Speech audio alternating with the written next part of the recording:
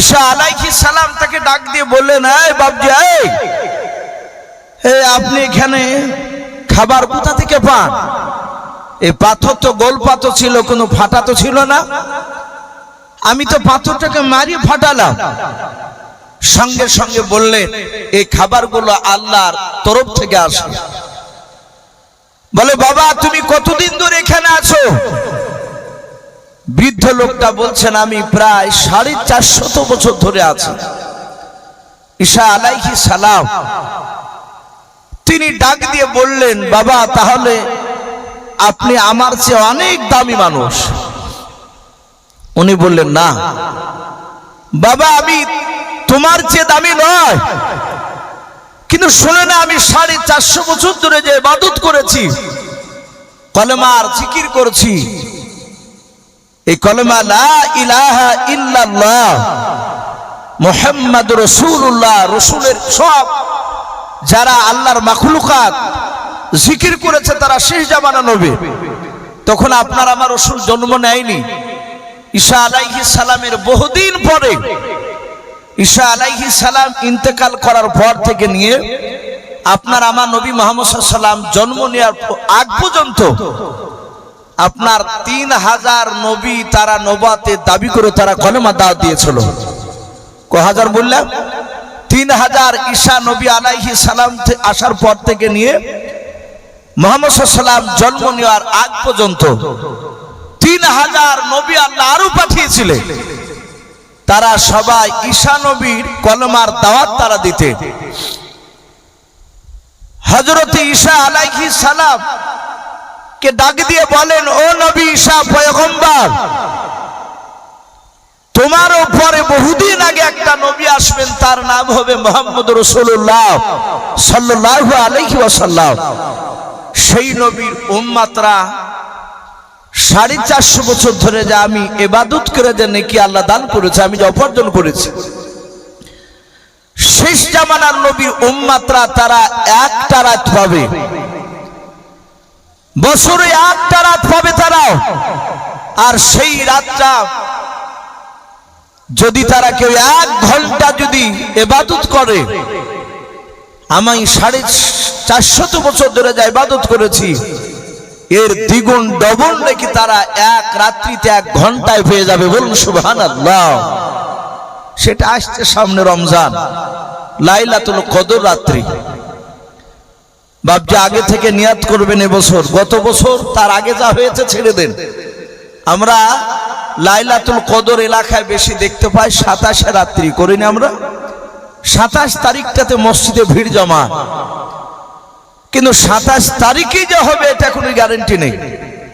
সকলে নিয়াত করবেন যে রমজান মাসের শেষ 10 দিন বিজয় রাত্রিগুলো, 21 রাত্রি, 23 রাত্রি, 25 রাত্রি, 27, 29 এই রাত্রিগুলো বাপজি সারা রাত না পারলো তারাবি নামাজ পড়ে বাড়ি যাবে, কিছুক্ষণ আরাম করে একটু রাত্রি হবে তখন এসে বাপজি কমসে কম লাইলাতুল কদর রাত্রি, ওই রাত্রি তো নামাজ কমসে কম 4 রাকাত পড়ে। 4 রাকাত পড়ে গিয়ে আপনি আবার শুয়ে পড়ে। এই প্রতিটা বিজয় রাত্রি যদি করেন, ওই রাত্রির মধ্যে লাইলাতুল কদর হয়ে গেলে নিশ্চয় গোটা রাত্রির ইবাদতের আপনার সব, ওই কদরের সব আপনাকে মহান রব্বুল আলামিন আপনার আমলনামায় লিখে দিবে। এই যে গোটা ফজর পর্যন্ত যে থাকতে হবে তা নয়, এবার যত বেশি থাকবেন তত আপনার মর্যাদা আরো বেশি হবে নাকি। তা আমি বলছিলাম ঈসা আলাইহিস সালাম তিনি ডাক দিয়ে বললেন, ওগো আল্লাহ, আমাকে যদি ওই নবীর যদি আমাকে উম্মত করে পাঠাতেন তাহলে আমি আরো খুশি হতাম। হে আল্লাহ, তুমি আমার দোয়াটা তুমি কবুল করে নাও। মহান রব্বুল আলামিন ঈসা আলাইহিস সালামের দোয়াটা বাপজি কবুল করে নিয়েছিল। তাই আপনার আমার রাসূল বলেছেন ঈসা আলাইহিস সালাম কিয়ামতের আগে তিনি আসবেন।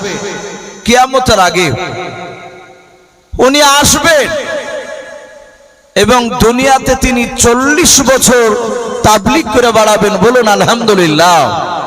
কলেমার দাওয়াত দিবেন, তিনি বিয়ে করবেন। এই 40 বছর যে উনি জীবিত থাকবেন, কলেমার দাওয়াত দিবেন, ঈসা আলাইহিস সালাম তিনি একটি বারের জন্য কোন লোকের কাছে বলবেন না যে আমি ঈসা নবী পয়গম্বর, আমি আল্লাহ রাসূল, এই কথা তিনি দাবি করবেন না।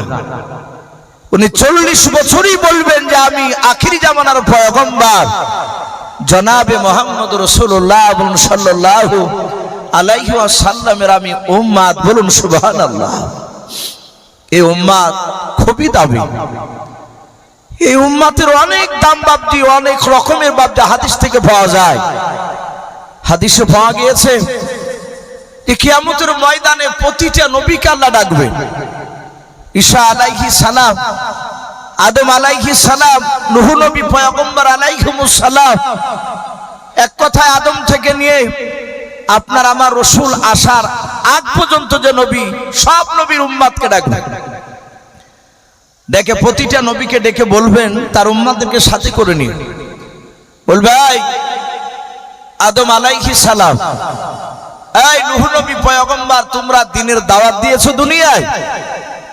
তারা সবাই প্রতিটা নবীরা বলবে যে আল্লাহ আমরা দিয়েছি, যথেষ্ট, আপনার দ্বীনের দাওয়াত আমরা পৌঁছাচ্ছি, আপনার হুকুম আমরা মানে চলেছিলাম। বলবে তোমাদের সাক্ষী প্রতিটা নবী তার প্রতিটা উম্মতকে ডাকবে।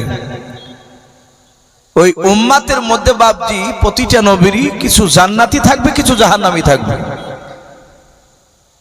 তো যারা জাহান্নামী উম্মত তারা নূহ নবী, ঈসা নবী, মুসা নবী, ইদ্রিস নবী আলাইহিমুস সালাম, এই প্রতিটা নবীর উম্মতরা তারা সামনে ডাইরেক্ট বলবেন আল্লাহকে যে আল্লাহ এরা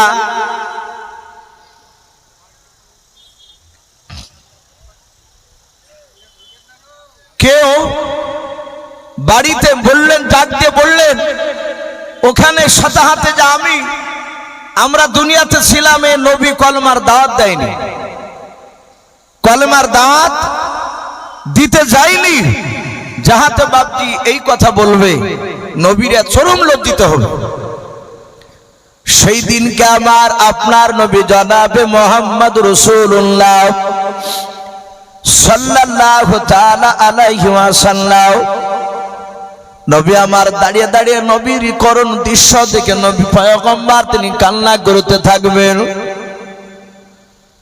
আল্লাহর নবীজিকে আল্লাহ ডেকে বলবেন, ওরে আমার দোস্ত হাবিব।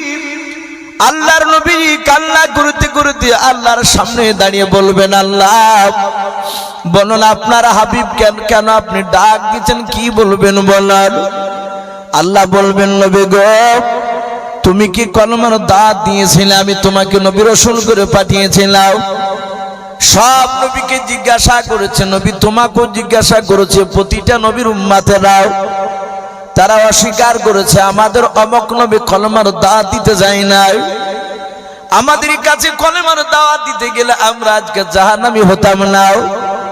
মহান রব্বুল আলামিনের নবী বলবেন, আল্লাহ নবী যে মনে মনে চিন্তা করবেন, মাওলা বুঝে আমার উম্মতরা আমার বিরুদ্ধে এত সাক্ষী দেবে, আমার উম্মতি যদি সাক্ষী দিয়ে দেয় কিয়ামতের জাহান্নামের আগুন আমি সহ্য করতে পারবো না। আল্লাহর নবী যে বলবেন, আল্লাহ আমি যথেষ্ট, তোমার দ্বীনের দাওয়াত আমি দিয়েছি নবী গো, আল্লাহ গো তোমার কলমার দাওয়াত দিতে গিয়ে বেঈমানরা আমাকে ধরে ধরে মেরেছে। আমার আল্লাহ বলবেন, রে দোস্ত হাবিব তুমি যে কলমার দাওয়াত দিয়েছো তা তোমার সাক্ষী প্রমাণ এখানে করো। আল্লাহর নবীর উম্মতরা বাপজি বাম সাইডে দাঁড়িয়ে থাকবে। আল্লাহর নবীর কান্না দেখে বাপজি উম্মতের চোখ দিয়ে পানি ঝরবে। উম্মতরা থেকে ডাক দিয়ে আল্লাহ বলবেন, এটা তোমাদের পয়গম্বর। সেদিনকে বাপজি আপনারা আমরাও সবাই মিলে সেই দিন নবীর উম্মতরা আমরা বলবো, আল্লাহ ইনি আমাদের আখিরি জামানার পয়গম্বর জনাবে মুহাম্মদ রাসূলুল্লাহ সাল্লাল্লাহু তাআলা আলাইহি ওয়াসাল্লাম। আল্লাহ ডাক দিয়ে বলবেন, ওরে আমার নবীজির উম্মতেরা, এই তোমাদের নবী কলেমার দাওয়াত দিয়েছে বলে হ্যাঁ। আল্লাহর নবী চোখের পানিটা বাপজি মুছে হাসতে লাগবে। সমস্ত নবীরা তারা হায় আফসোস করবে, আমাদের উম্মতেরা আমাদের বিরুদ্ধে সাক্ষী দিয়েছে, তারা মিথ্যা কথা বলেছে, তারা সত্য কথা বলে নাই।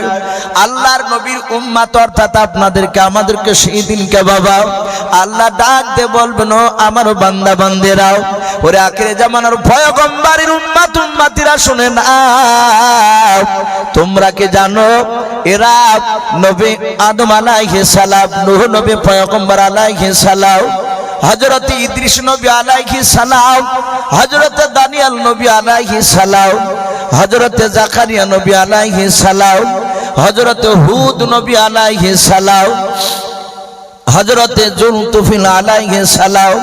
এইভাবে বাপজি প্রতিটা নবীদের দিকে লক্ষ্য করে আল্লাহ বলবেন, এরা কি কলমার দাওয়াত দিয়েছে তোমরা কি জানো? সেই দিনকে আমাদের জবান দিয়ে বাপজি সুকুলির বেরিয়ে যাবে।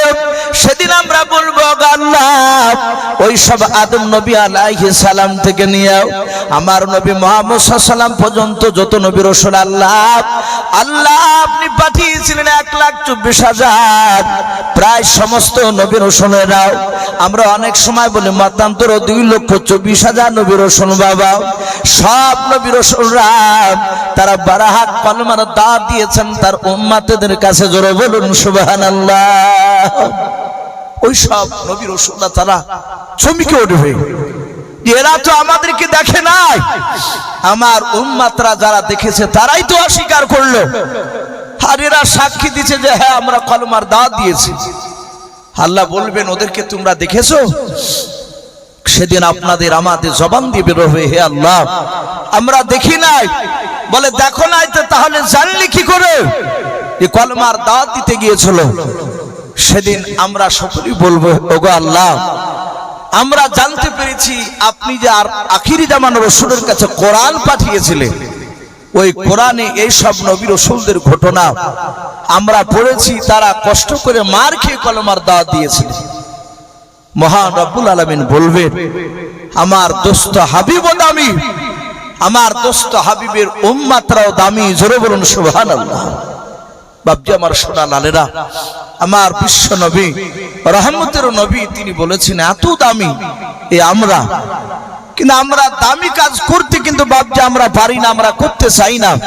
প্রতিটা বাপজি ভাইকে বাপজি বলবো, আমি বলছিলাম যে প্রতিটা মহান রব্বুল আলামিন এক একটা জামানায় 4টা 5টা 15টার উপরে পর্যন্ত বাপজি জিন্দা নবী দুনিয়ার বুকে একই সময়তে বাপজি ছিল, তারা কলেমার দাওয়াত দিয়েছিল।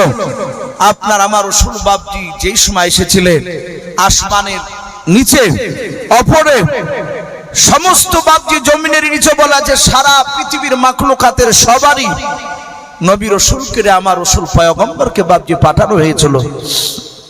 আমার রাসূল আমরা সকলেই জানি বিশ্ব নবী এক নাই দুই নাই 23 বছর বাপজি কলমার দাওয়াত দিয়েছিলেন। 23 বছর বেঁচে ছিলেন বিশ্ব নবী আমার টোটাল 63 বছর। ইমানের দাওয়াত দিয়েছিলেন, কলমার দাওয়াত দিয়েছিলেন মাত্র 23 বছর। আজ আমরা যে কলমা পড়ছি, যে নমাজ 5 ওয়াক্ত বাপজি পেয়েছি, এই নমাজ বাপজি এমনি এমনি আসে নাই, খুবই কষ্ট করে সাহাবায়ে কেরামরা নমাজে দাঁড়িয়েছে, তীর মেরেছে, নমাজের কথা বলতে গেছে মানুষরা নোংরা ছুড়ে ফেলেছে, তারা তাজা ধরে জবাই করে দিয়েছে শুধু কলমার কথা বলার কারণে। আজ আমাদেরকে বাপজি কেউ মারে না, খুব বেশি বেশি বললে বলে যে ভাই কাজ পাও না, এক কথায় বারবার বলতে আসো। এর বাইরে কিন্তু বাপজি কলমার কথা বলতে গিয়ে ধরে তাকে মারিয়ে ফাটিয়ে দিয়েছে, এরকম দলিল খুব কম মুসলমানের কাছে। কিন্তু সাহাবারা বাপজি সেই সময় তারা মার খেয়েছিল, তারা সব সময় বাপজি সব লোকেরা মুসলমান ছিল না, তারা বেঈমান ছিল। তারা এমনও বাপজি গিয়েছে যে সাহাবারা এমন এমন একটা দেশে গিয়েছে একটা লোক বাপজি তারা আল্লাহ রাসূলকে চিনে না, তারা কেউ চিনে না বিশ্ব নবীকে, নামও শুনে নাই, নবীকে দেখে নাই, নবীর সাহাবাদেরকে বাপজি চিনে নাই। সেসব লোকেদের কাছে কলমার দাওয়াত দেওয়া চরম কষ্টকর। আজ আমরা মুসলমান, পশ্চিম বাংলাতে বাপজি বেশ মুর্শিদাবাদের বাইরেও বাইরে এখন আমাদেরও বাপজি মুসলমান মানুষকে বাপজি যেতে ভয় লাগছে।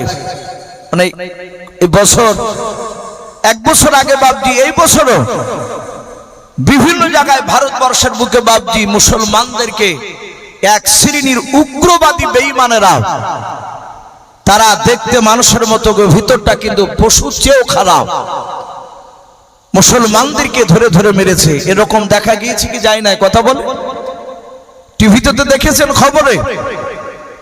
তাজা বৃদ্ধ লোক বাপজি, তার চুল দাড়ি সব সাদা হয়ে গিয়েছে। ওই যে যেমন বাপজি বসে আছে, হচ্ছে বয়স্ক লোক, দাড়িকে ধরে মারছে এক শ্রেণীর বেঈমানেরা। দাড়িকে ধরে কেটে দিচ্ছে, মেরে কপাল ফেটে দিয়েছে। গরু নিয়ে যাচ্ছিল, ধরে মারতে লাগলো। ট্রেনে বাপজি যাচ্ছিল, দুসের কথা তর্ক বিতর্ক হতে হতে বাপজি ট্রেন থেকে তুলে ফেলে দিল মুসলমানকে। এখন অনেক লোক মুসলমান বলছে ভাই যেতে ভয় লাগছে। অথচ বাপজি যেখানে মুসলমানকে মারছে সেসব এলাকায় মুসলমান আছে। 1 কিলোমিটার ভিতরে না হলেও বাপজি 5 কিলোমিটারের মাথা তো পাচ্ছে। কিন্তু যখন সাহাবারা কলমার দাওয়াত দিতে বাপজি যেতেন, যে সময় গোটা দেশকে দেশ বাপজি দেখা গিয়েছে একটা লোকেরও ঈমান নাই, তারা নবী রাসূলকে চিনে নাই। কিন্তু সাহাবারা বাপজি মৃত্যুর ভয় করেনি, তারা রাসূলের দ্বীনের দাওয়াত বাপজি দেওয়ার জন্য বাপজি তারা রেডি হয়ে থাকতে। আপনারা যেমন বসে আছেন আমার সামনে, আল্লাহ রাসূল মসজিদে নববীতে বক্তব্য রাখছিলেন। সাহাবায়ে কেরাম রাদিয়াল্লাহু তাআলা আনহুম আজমানগণেরা তারা রাসূলের চেহারার দিকে চেয়ে তারা সবাই বসেছিলেন। সাহাবারা জানতেন যে বিশ্ব নবীকে এত আমরা দাবি নবীকে পেয়েছি, যে নবীর চেহারার দিকে মহব্বতে তাকালে গুনাহগুলো মাফ হয়ে যেত। বলুন সুবহানাল্লাহ। এত দামি নবী আমাদের, সেই নবীর চেহারার দিকে সাহাবায়ে কেরামরা বাপজি চেয়ে থাকতেন। আমার বিশ্ব নবীর জামানায় মসজিদে নববীর ভিতরে প্রায় 600-র উপর সাহাবা বসে। রাসূল সাল্লাল্লাহু আলাইহি ওয়াসাল্লাম মসজিদে মিম্বারে বাপজি বসে ডাক দিয়ে আল্লাহ রাসূল চেহারার সাহাবাদের দিকে তাকাচ্ছেন, আর চোখ দিয়ে ঝরঝর করে পানি ঝরছে। হযরতে আবু বকর সিদ্দিক রাদিয়াল্লাহু তাআলা আনহু ডাক দিয়ে বলছেন, ওগো আল্লাহর রাসূল আপনি কাঁদছেন কেন? নবীজি বলছেন, ওগো সাহাবায়ে কেরাম আমি কান্না করছি, দেখছি এখানে অনেক সাহাবারা যারা আমাকে চিনতো না, তারা আমাকে সেই সময় মেরেছিল, তারা ঈমান আনার পরে দেখছি তারা সকলে আমাকে এত মহব্বত করে যে আমার জন্য জীবন দেওয়ার জন্য তৈরি হয়ে আছে এখন মানুষ। আবু বকর বলছেন, হুজুর যে সেই সময় তো আমরা বুঝতাম না। নবী আপনি কাঁদবেন না, কিন্তু আপনি কেন আমাদেরকে এখানে বসে রেখেছেন সেই বিষয়ে আপনি কথা বলেন। আমার রাসূল বললেন, আমাকে আল্লাহ রাব্বুল আলামিন পূর্ণাঙ্গ দ্বীন দিয়ে পাঠিয়েছে, পূর্ণাঙ্গ দ্বীন। আল্লাহ রাসূল সাল্লাল্লাহু তাআলা আলাইহি ওয়াসাল্লাম বিশ্ব নবীজি ডাক দিয়ে বললেন, ওগো সাহাবায়ে কেরাম আমাকে মহান রব্বুল আলামিন পূর্ণাঙ্গ দ্বীন দিয়ে পাঠিয়ে দিয়েছে, আর আমার পরে নবী রাসূল আসবে না। তা আমি তোমাদেরকে দেখতে চাই এখানে যতগুলো সাহাবা আছো, সব সাহাবার মধ্যে থেকে মাত্র বেশি নয়, আমি 20 জন সাহাবাকে কলমার দাওয়াত নিয়ে যেতে বলবো, তোমরা কি যাবা? সব সাহাবারা এইভাবে হাত উঁচু করে বলেন, ইয়া রাসূলুল্লাহ ইয়া হাবিবাল্লাহ ফিদাকা আবি ওয়া উম্মি, হে নবী আপনার পদতলে আমাদের সকলের পিতামাতা কুরবান হয়ে যাক, আমরা রাজি আছি। বলুন আপনি সবাইকে পাঠাবেন না? বলে না, বলে মাত্র 20 জন। সাহাবারা বুঝতে পেরেছে, বুঝি আমার মনে হয় নাম না উঠতে পারে। রাসূল বাছাই করে করে 20 জনকে পাঠাবো বললেন। বিশ্ব দরদী নবী, রহমতের নবী সাহাবাদেরকে বলেন, সাহাবা তোমরা সবাই বসে যাও। সবাই বসে আছে, বলে আমি দেখে নাম ধরে ডাকবো আর তুমি দাঁড়িয়ে যাবা। সব সাহাবারা বাপজি এইভাবে মাথাটা উঁচু করছেন যেন সামনে কার ভাই চেয়ে আমি পেছনে আছি, আমার মাথাটা যেন তার চেয়ে যেন একটু উঁচু হয়ে যায়। আর নবী যে মিম্বারে বসে আছে ওখান থেকে যেন আমার কপালটা চেহারাটা দেখে আমার নাম যেন 20 জনের মধ্যে ঘোষণা করে দেয়। বলুন সুবহানাল্লাহ। সাহাবারা জানেন যে ওই জায়গায় কলমার দাওয়াত দিতে গেলে মৃত্যু যদি হয়ে যায় সাথে হাতে জান্নাত পাওয়া যাবে। জোরে বলুন সুবহানাল্লাহ। শহীদের মর্যাদা অনেক অনেক বেশি। আপনার আমার রাসূল বাপজি শহীদের তামান্না করেছিলেন। আল্লাহ রাসূল সাল্লাল্লাহু আলাইহি ওয়াসাল্লাম বললেন, এই সাহাবারা বসো, আমি তোমাদেরকে বাছাই করে করে আমি 20 জনকে আমি বাছাই করব তোমাদের মধ্যে। আল্লাহর নবী জনাবে মুহাম্মদ রাসূলুল্লাহ সাল্লাল্লাহু তাআলা আলাইহি ওয়াসাল্লাম নবী আমার সাহাবাদেরকে তাকানোর পর দেখলেন ওখানে বৃদ্ধ যুবক সব রকমের বাপজি সাহাবা আছে। আল্লাহর নবীজি তাকিয়ে ডাক দিয়ে বলেন, ওরে আমার শাহিদ সাহাবা কোথায় আছো, তুমি দাঁড়িয়ে যাও। হযরত শাহিদ একেবারে বাবা যুবক ছিলেন সাহাবা। তাফসীরে পাওয়া যায় তার 18 থেকে বাপজি 25-এর মধ্যে তার বয়স ছিল। ওই হযরত শাহিদ যুবক সাহাবার বাবা দাঁড়িয়ে গিয়ে আল্লাহ রাসূলকে ডাক দিয়ে বলছেন, হুজুর আমি আপনার সাহাবা শাহিদ, আপনি আমাকে ডাক দিলেন বলে হ্যাঁ। ওরে সাহাবা শাহিদ তুমি আমার ডান পাশে এসে দাঁড়িয়ে যাও। আল্লাহর নবীজি বাবা আবার তাকে তাকে বাপকে দেখতে লাগলেন কাকে ডাকা যায়। আল্লাহর নবীজি ডান দিক থেকে আর একজন যুবকের বাপের নাম ধরে ডাকলেন, যুবক তুমিও দাঁড়িয়ে যাও। যুবক দাঁড়িয়ে গিয়ে বলুন, হুজুর এই তো আমি আপনার অমুক সাহাবা। আল্লাহর নবী বলে শাহিদের পাশে এসে দাঁড়িয়ে যাও। এইভাবে নবীজি 1 2 3 4 করে রে বাবা একেবারে 20টা সবাই তারা তরুণ ছিল, যুবক ছিল। 20 জনকে বাপকে ডাকলেন। হযরতে সাহাবারা অনেক ছিলেন বাপজি বৃদ্ধ মানুষ, তারাও মনে মনে ভাবছেন নবীজি আমাদেরকে কেন ডাকলেন না। আল্লাহর নবীজি বলেছেন, ওরে সাহাবারা যুবকদের এত মর্যাদা আমার আল্লাহ দিয়েছেন। বিশ্বনবী বলেন একটা বৃদ্ধ মানুষ যদি বাবা লাগাতার যদি 80 রাকাত যদি নামাজ পড়ে নাই, দাড়ি পাকাওয়ালা বৃদ্ধ লোক যদি 80 রাকাত যদি বাপজি নামাজ পড়ে যতটা নেকি পায়, আল্লাহর নবী বলেন আমার একটা যুবক বান্দা 2 রাকাত নামাজ পড়লে তার ডবল নেকি হয়ে যায়। বলুন সুবহানাল্লাহ। ও বাপজি ভাইরা যুবকদের এত মর্যাদা বলা হয়েছে। হযরত তালহা তিনি যুবক ছিলেন বাবা। খালিদ বিন ওয়ালিদ রাদিয়াল্লাহু তাআলা আনহু তিনিও বাপজি আপনার যুবক ছিলেন। হাদিসে পাওয়া যায় বদরের প্রান্তরে বাবা প্রথম ইসলামের বাপজি প্রথম যে আপনার যুদ্ধ বদরের যুদ্ধকে বলা হয়। ওই যুদ্ধে বেঈমান আবু জেহেলকে সাহাবারা বাপজি জবাই করে দিয়েছিল। আবু জেহেলের মধ্যে 1 না 2 না 70টা তাবর তাবর নেতাকে জবাই করে জাহান্নামে পাঠিয়েছিল সাহাবারা। ওই বদরের পাল্টা জবাব বাপজি উহুদের প্রান্তরে সাহাবাদেরকে বাপজি আপনার হত্যা করেছিল ওই বেঈমানেরাও। তার মধ্যে বলা হয়েছে সাহাবার দামি সাহাবার মধ্যে বাবা নবীর আপন চাচা আমির হামজা রাদিয়াল্লাহু তাআলা আনহুকে বাপজি হত্যা করা হয়েছিল, শহীদ করা হয়েছিল ওই উহুদের প্রান্তরে। ওই উহুদের প্রান্তরে যিনি নেতৃত্ব দান করেছিলেন সেই যুবক সাহাবার নাম বাবা বেঈমানের হয়ে তখন ছিল, ঈমান এনেছিল না। তার নাম খালিদ বিন ওয়ালিদ বলা হয়েছে, খালিদ সাইফুল্লাহ বলা হয়। আল্লাহ রাসূলের কাছে যখন বাপজি ঈমান এনেছিল খালিদ বিন ওয়ালিদ বাপজি খালিদ সাইফুল্লাহ বলা হতো কোনাকে। উনি ডাক দিয়ে বলেন, হুজুর আমি চিনতে না পারার কারণে উহুদের ময়দানে আমি বেঈমানের হয়ে নেতৃত্ব দান করেছিলাম। ওগো নবীজি আমি এই তলোয়ার দিয়ে আপনার বেশ কয়েকটা সাহাবাকে জবাই করে জাহান্নামে পাঠিয়েছিলাম। ওগো নবী আমি এত গুনাহ করে ফেলেছি নবী গো, আমার কি গুনাহটা মাফ করবেন? আপনি কলেমা পড়ে মুসলমান বানিয়ে নেন এবং আপনি আমার জন্য দোয়া করেন আল্লাহ যেন ক্ষমা করে দেয় আমাকে। আল্লাহর নবীজি কলেমা পড়ে দিয়ে আল্লাহর কাছে দোয়া চাইলেন। আল্লাহ বলেন, খালিদ রে তুমি যুবক, তোমার এত মর্যাদা আল্লাহ দিয়ে দিয়েছে। ওরে খালিদ শুনে না, তুমি যদি ইবাদত যদি করো সুন্নাত তরিকায় যদি তুমি চলাও। খালিদ বিন বললেন হুজুর আপনি যেভাবে চলতে বলবেন সেইভাবে চলবো। কিন্তু তলোয়ার খানা নিয়ে খালিদ কান্না করতে করতে নবীর দরবারে বলেছিল হুজুর এই তলোয়ার দিয়ে আমি আপনার ইমানদার সাহাবাকে জবাই করে পাঠিয়েছিলাম, যে সময় আমি ইসলাম গ্রহণ করেছিলাম না, আমি কাফেরের দলে ছিলাম, কাফেরের নেতা ছিলাম। ও আল্লাহর নবী যে আপনার উপরে ঈমান আনার পর আমি কথা দিলাম, আমি ওয়াদা করলাম আপনি আমার জন্য দোয়া করে দেন এই তলোয়ার দিয়ে মৃত্যুর আগে আমার কোন বেঈমান লোককে আমি না মেরে আমি জান্নাতে যেতে চাই না।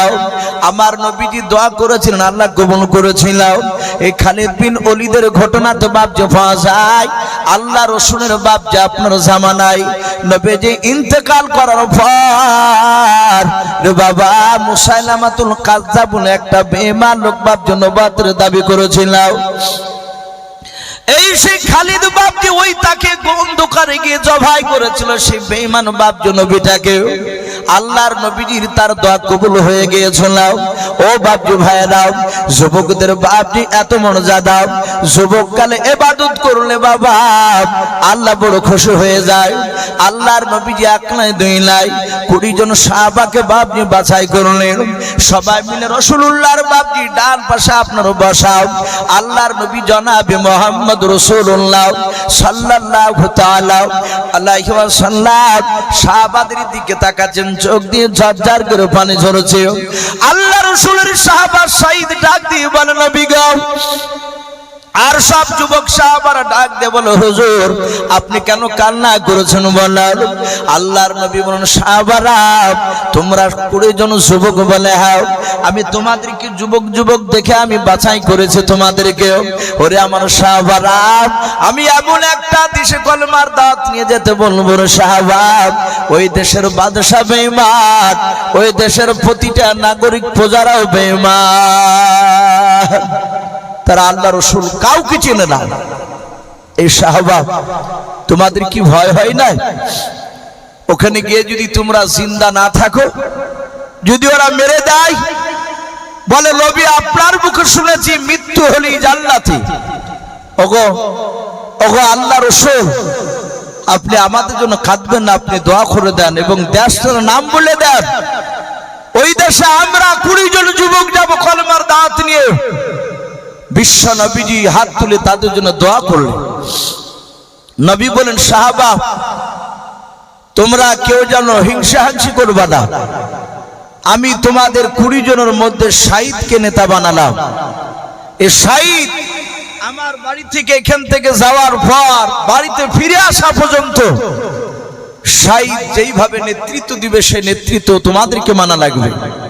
বলে হুজুর আপনি নেতা বানিয়েছেন, আপনার নেতাকে অস্বীকার করলে জান্নাত পাওয়া যাবে না। আমরা যে 19 জন সাথী ভাই শহীদকে দিয়ে 20, আমরা শহীদ বাদ দিয়ে 19টা যুবক ভাই সবাই শহীদকে আমরা নেতা বলে মেনে নিলাম। বিশ্ব নবীজি বললেন যাও আমি দোয়া করে দিলাম, তোমরা আপন আপন বিবি বাল বাচ্চার কাছ থেকে দোয়া নিয়ে এসো, ক্ষমা চেয়ে নিয়ে এসো।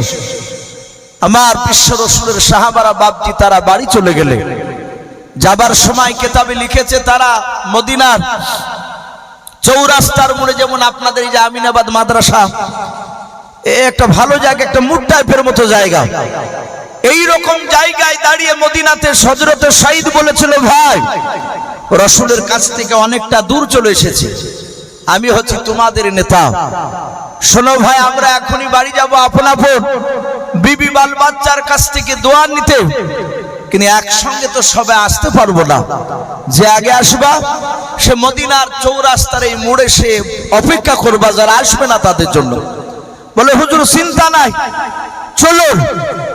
সবাই চলে গেল 19টা সাথী ভাই শহীদ বাদ দিয়ে, তারা সবাই বাপজি আপন আপন বিবি বাল বাচ্চার কাছ থেকে দোয়া নিয়ে তারা সবাই মিলে বাপজি চলে আসলো চৌরাস্তার মোড়ে বাপজি মদিনায়। তারা সবাই অপেক্ষায় শহীদ কখন আসবে।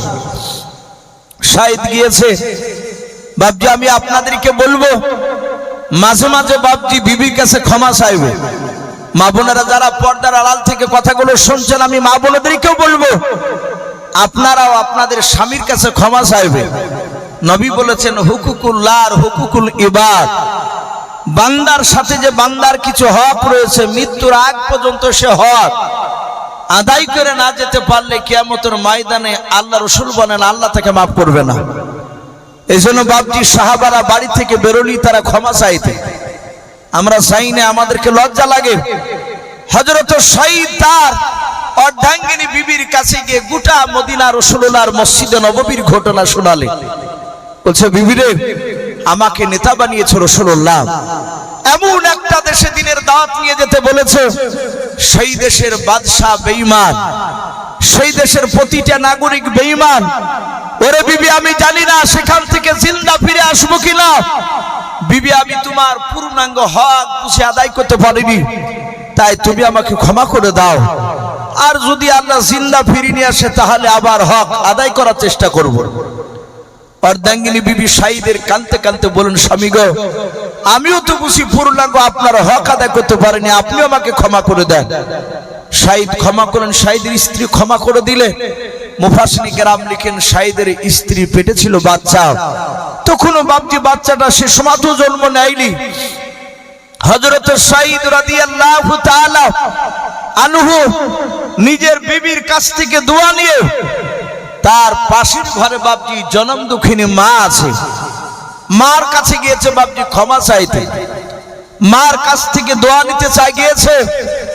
আজ আমরা এখানে অনেক মানুষ বাপজি হতভাগা আছি, বাপজি যারা যুবক আছি তারা বৃদ্ধের কথা বাপজি ভালো লাগে না, দাদু বেঁচে থাকলে দাদি নাই, কিংবা হয়তো দাদু বেঁচে নাই দাদি বেঁচে আছে। অনেক মানুষের বাপজি আব্বা মারা গিয়েছে মা বেঁচে আছে, অনেকের আবার মা মারা গিয়েছে বাপ বেঁচে আছে। কিন্তু যুবকরা বাপজি আমরা সেই বাপ মারার মর্ম এখনো বুঝতে পারি নাই।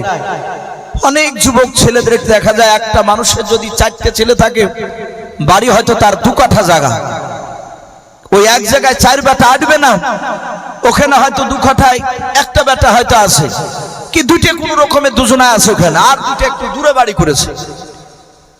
অনেক সময় দেখা যায় যুবকরা বাইরে কাজে যায়, তার মা হয়তো অন্য বেটা, অন্য ওই ছেলেটার হয়তো অন্য ভাইয়ের কাছে আছে।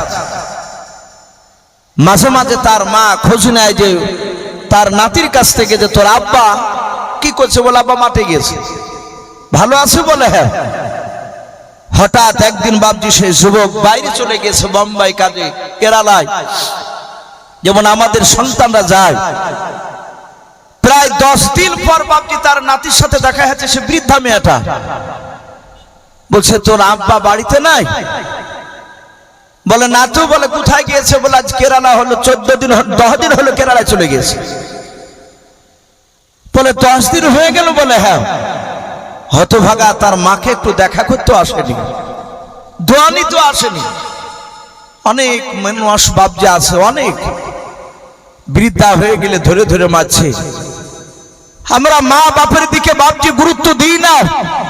মনে রাখবেন আপনার বাপ মাকে যদি আপনি ভালো করে না দেখেন, আপনিও বৃদ্ধ হয়ে গেলে আপনার সন্তান আপনাকে ভালো করে দেখবে না। একই কেস ঘটবে, বেশিরভাগ দেখা যায় এরকম।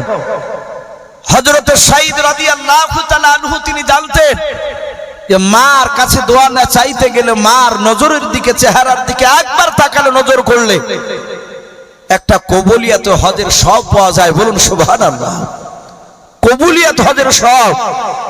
বাপ মা এত মর্যাদা পূর্ণ, আমার বিশ্ব নবী রহমতের নবী দরদী নবী সাল্লামের কথা শুনে বাপজি সাহাবা শহীদ তার মার কাছে গিয়ে বলছেন মা আমাকে রাসূলুল্লাহ নেতা বানিয়ে কলেমার দাওয়াত দিতে পাঠিয়েছে। বলে কোন দেশে বাবা? বলে দেশটার নাম রাসূলুল্লাহ বলেছেন বাহরাইন শরীফ।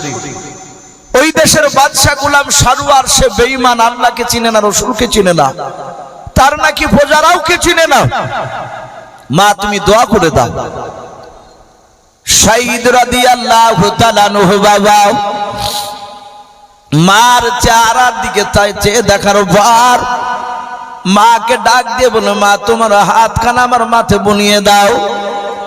শহীদ রাদিয়াল্লাহু তাআলা আনহুর বাবা নিজের আপনার মার হাতখানা ধরে নিজের মাথায় দিয়ে বলে দিয়েছে ও বাপজি ভাই দাও সত্যি বাপ মা বাপজি পৃথিবীর মধ্যে বাপজি রহমত যাদের বেঁচে আছে তারা বড় ভাগ্যবান।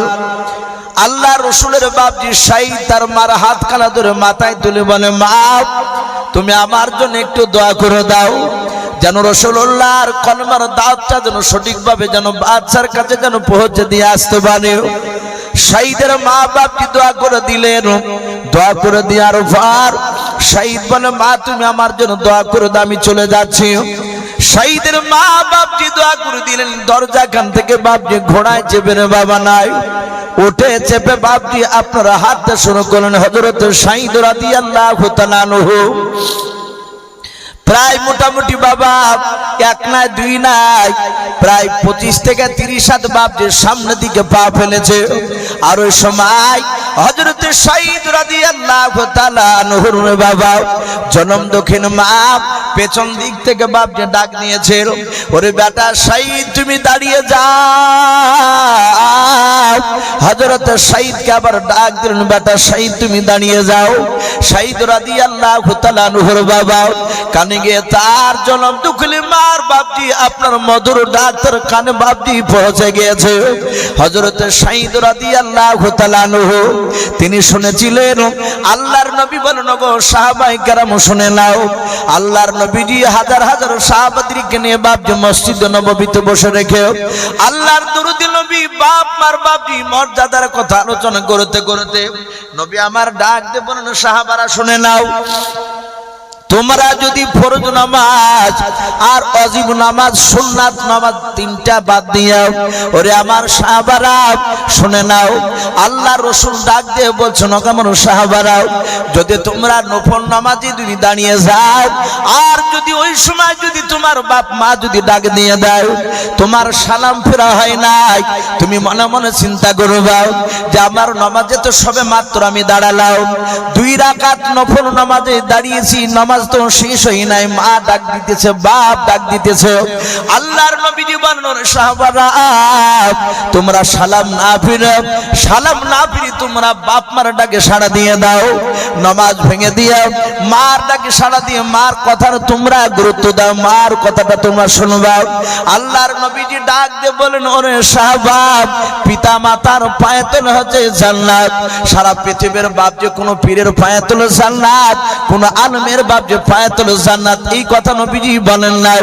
শুধু নবী বলেন, ইন্নাল জান্নাতা তাহতা আকদামি উম্মাহাতিকুম আও কামা ক্বালা আলাইহি সালাতু ওয়াত তাসলিম। আল্লাহর নবীজি বলেন, ওরে আমার সাহাবারা বাপ মার পায়ে তোলে জান্নাত, হুমা জান্নাতুকা হুমা নারুকা। শুনে নাও, তোমার বাপ মার কাছে যদি খুশি করতে পারো তাহলে তোমার বাপ মার পায়ের তলাটা জান্নাতি হয়ে যাবে। ওরে আমার সাহাবা যদি তোমার বাপ মাকে যদি নারাজ করে দাও, যদি খুশি যদি না করতে পারো, অখুশি হয়ে যদি হয়ে যায় তাহলে তোমার বাপ মার পায়ের তলাটা তোমাদের জন্য জাহান্নামের গর্ত হয়ে যাবে। আল্লাহর নবীর সাহাবা শাহীদ রাদিয়াল্লাহু তাআলা আনহু উটের লাগাম ধরে বাবা পেছন দিকে আপনার ঘুরে তাকালেন, মা ডাক দিতেছে দরজারে দাঁড়িয়ে, ও বেটা শাহীদ তুমি দাঁড়িয়ে যাও। হযরত শাহীদ উটের লাগাম ধরে দাঁড়িয়ে ডাক দিয়ে বলে, মা তুমি কেন আমাকে ডাক দিতেছো, তুমি বলো। শাহীদ রাদিয়াল্লাহু তাআলা আনহুর মা ডাক দিয়ে বলে, বেটা রে আমি তোমাকে ব্যক্তিগত ডাকতে আসি নাই, তোমাকে আমি ব্যক্তিগত ডাক দিই নাই।